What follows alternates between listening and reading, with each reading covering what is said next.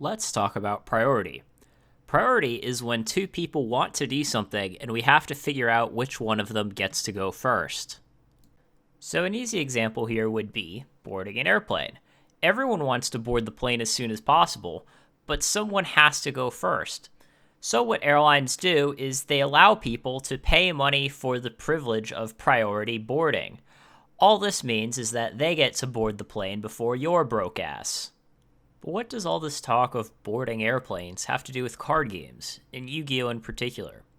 Allow me to explain by comparing Yu-Gi-Oh to the Pokemon trading card game. Pokemon has simple rules. Turns alternate from one player to the next, just like in Yu-Gi-Oh! However, only the turn player can take any actions. The turn structure is simply more rigid. The turn starts, that player plays cards and makes an attack, before passing the turn over to their opponent who does the same, and so on and so forth. Yu-Gi-Oh, on the other hand, is not this simple. Due to the mechanics of trap cards, quick play spells, monsters with trigger effects, and monsters with quick effects, players take actions on their opponent's turn all the time. If it's my turn, and I want to take an action, but my opponent also wants to take an action, we need to decide who goes first. This is why we need a priority system. Yu-Gi-Oh! Has always had a priority system and always will have a priority system. However, it has evolved a bit over the years. The game's current priority system is shown in this chart here. It's a little complicated, but for our purposes today, we can try to simplify it a little bit. Today, I want to focus on a specific part of this chart, which is what happens after a chain or summon resolves. Now, this is the part where there is the biggest misunderstanding among players. So this is how priority works under the current rules of Yu-Gi-Oh! So, after a chain or summon resolves, first you have to check if any effects were triggered. Then you just build a chain from these triggered effects as you would normally. Now, if nothing was triggered, then we can move on to step number 2, which is that the turn player may activate a fast effect. And when we talk about fast effects here, what this just means is something that's spell speed 2 or higher. Then, if the turn player decides not to activate a fast effect, then the opponent may activate a fast effect of their own. And then, if all of that happens and no one does anything, then we move to an open game state, which is where the turn player may do anything, such as activate a normal spell from their hand, for example. Yu-Gi-Oh's GOAT format uses this exact same system, except one little detail is changed, and that's in red here. In current format Yu-Gi-Oh, ignition effects have to be activated in an open game state. That's step number 4 here. But in GOAT format Yu-Gi-Oh, we can activate them in step 2, and that's before our opponent can activate fast effects of his own. This has huge strategic implications. Let's look at an easy example. We summon Exiled Force while our opponent has a set Book of Moon. We would like to use our monster's effect before our opponent can use his Book of Moon, but of course our opponent would prefer the exact opposite. So who wins out here?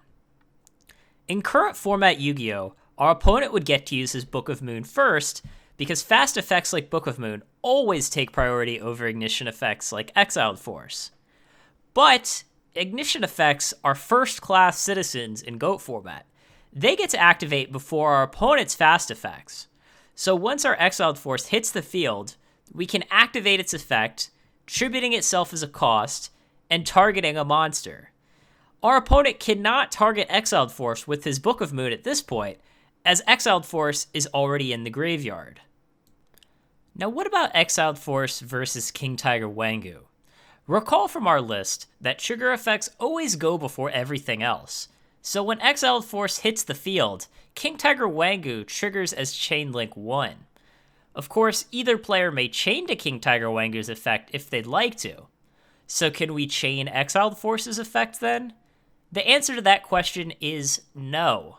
Although ignition effects behave much like fast effects by activating in their timing window in step 2, they are not fast effects.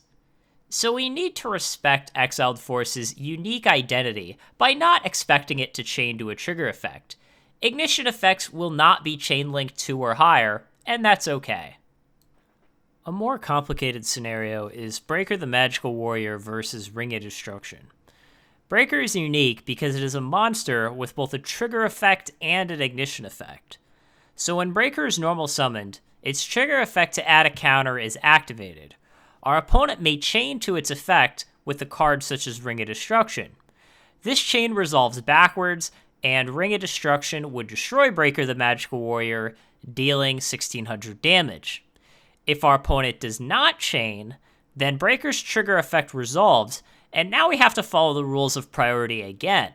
Since the chain has finished resolving, we can activate an ignition effect before our opponent can use a fast effect.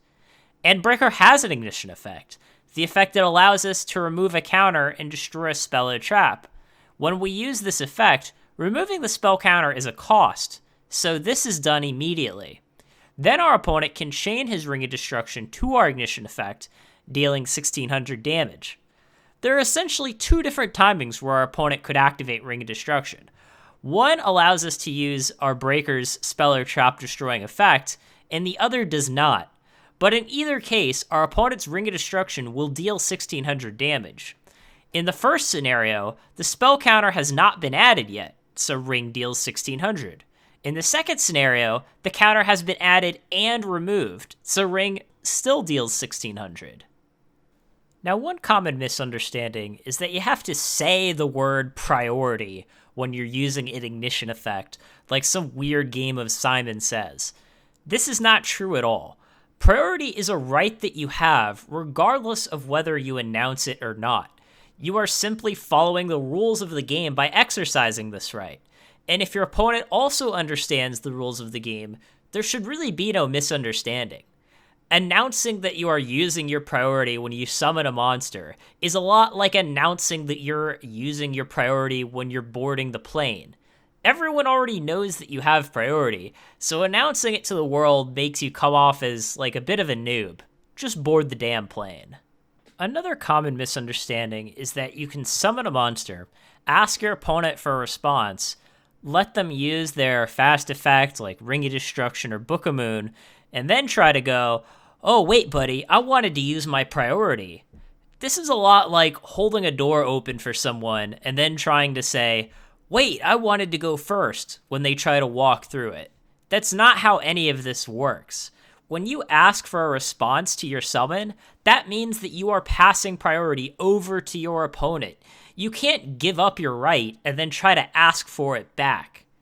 If you summon a monster and say something like, response, okay, or anything, you are saying that you're allowing your opponent to use whatever it is that they want in response to your summon. If your intention is to see whether or not they want to negate the summon with a card like Solemn Judgment, then you need to make that intention clear by saying something like, negate.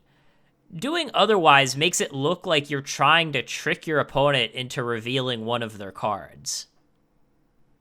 This covers all the basics about how priority works in GOAT format.